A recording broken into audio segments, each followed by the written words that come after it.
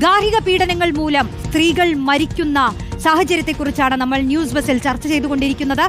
യുവതിയെ ഭർത്തൃവീട്ടിൽ മരിച്ച നിലയിൽ കണ്ടെത്തിയ സംഭവത്തിൽ ദുരൂഹതയെന്ന ബന്ധുക്കൾ.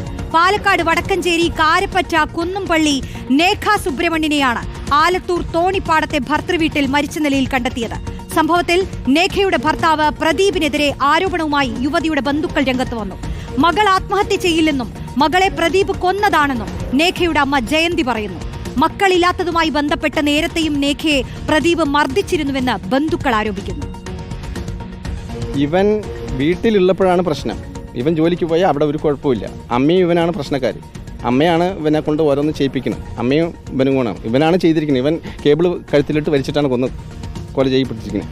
ആ കൊലപാതകമാണ്, ഒരു സംശയമില്ല. അല്ലാണ്ട് വേറെ അവിടെ ഒരു കുഴപ്പമില്ല. ആ കുട്ടി ഞങ്ങളുടെ അടുത്ത് എന്തെങ്കിലും പ്രശ്നം ഉണ്ടെങ്കിൽ ഇവിടെ വന്നിരിക്കേണ്ട എല്ലാ സൗകര്യവും ഇവിടെയുണ്ട്. അത് ഞങ്ങൾ പറഞ്ഞിട്ടുമുണ്ട്. എന്തെങ്കിലും പ്രശ്നം ഉണ്ടെങ്കിൽ വന്ന് ഇനി അങ്ങോട്ട് പോയില്ലെങ്കിലും കുഴപ്പമില്ല എന്ന് പറഞ്ഞു. പക്ഷെ നോക്കട്ടെ എന്ന് പറഞ്ഞിട്ട് വീണ്ടും പോയതാണ്. എന്റെ മകൾ അവൻ കൊന്നതാണ് എന്റെ മകളെ. എന്റെ മകള് ഒരിക്കലും ചെയ്യില്ല. എന്റെ മകള് ചെയ്യില്ല. എന്റെ മകള് ചെയ്യില്ല. എന്റെ മകളെ കൊന്നു. അവനെ വെറുതെ വിടാൻ പറ്റില്ല. ഞാൻ അവിടെ പോയി നോക്കിയപ്പോഴേ എന്റെ മകളെ കടത്തിയത് ഞാൻ എന്താ ചെയ്യാ പറയാ. എന്താ ഞാൻ പറയണ്ടേ?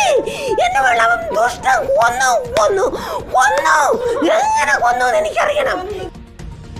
നേഖയുടെ ഭർത്താവ് ആലത്തൂർ തോണിപ്പാടം കല്ലിങ്ങൽ വീട്ടിൽ പ്രദീപനെ ആലത്തൂർ പോലീസ് കസ്റ്റഡിയിലെടുത്ത് ചോദ്യം ചെയ്യുന്നുണ്ട്. ഇക്ബാൽ അറക്കൽ നൽകും വിശദാംശങ്ങൾ. ഇക്ബാൽ, പേരുകൾ മാത്രമേ മാറുന്നുള്ളൂ. ഈ സ്ത്രീകൾക്കെല്ലാം അവർ അനുഭവിച്ച വേദന ഒന്ന് തന്നെയാണ്. മാത്രമല്ല ഇതെല്ലാം മരണങ്ങളാണ്.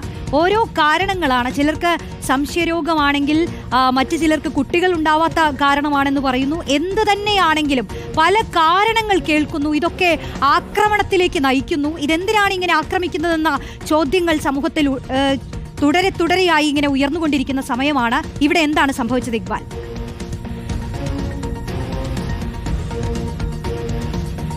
റോഷ്നി, അതായത് ഇന്നലെ രാത്രി ഏകദേശം 10 മണിക്കാണ് നേഖ അവസാനമായി അമ്മ ജയന്തിയുമായി ഫോണിൽ സംസാരിക്കുന്നത്. ആ സമയത്തൊന്നും വലിയ രീതിയിലുള്ള പ്രശ്നങ്ങൾ ഉള്ളതായി നേഖ പറഞ്ഞിരുന്നില്ല. തർക്കങ്ങൾ ഉണ്ടായിരുന്നു നേഖയ്ക്കും അതുപോലെ തന്നെ ഭർത്താവ് തോണിപ്പാടം സ്വദേശിയായിട്ടുള്ള പ്രദീപിനും ഇടയിൽ.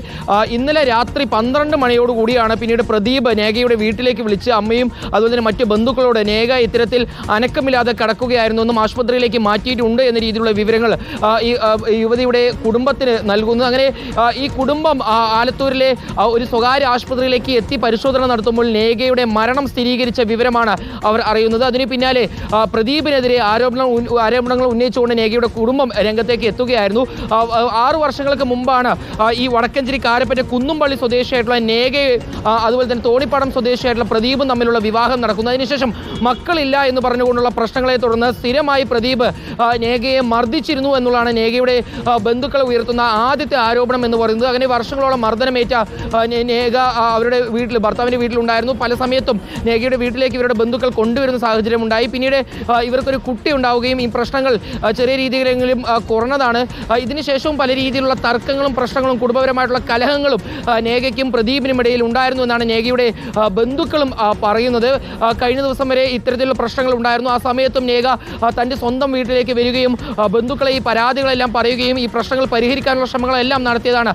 അതുകൊണ്ട് തന്നെ നേഖ ഒരു കാരണവശാലും ആത്മഹത്യ ചെയ്യില്ല എന്നുള്ളതാണ് ഇവരുടെ കുടുംബം പറയുന്നത്. നേഖയെ മരിച്ച നിലയിൽ കണ്ടെത്തിയത് ഇവരുടെ ഭർത്താവായ പ്രദീപിന്റെ തോണിപ്പാടത്തെ വീട്ടിലാണ്. നേഖയുടെ കഴുത്തിൽ കുരുക്കിട്ട നിലയിലുള്ള പാടുകൾ ഉണ്ടായിരുന്നുവെന്നും നേഖയുടെ ബന്ധുക്കൾ പറയുന്നു. ആശുപത്രി അധികൃതർ അത്തരത്തിലുള്ള വിവരങ്ങൾ പോലീസിനും അതുപോലെ തന്നെ ഈ ബന്ധുക്കൾക്കും നൽകിയിരുന്നു എന്നാണ് പറയുന്നത്.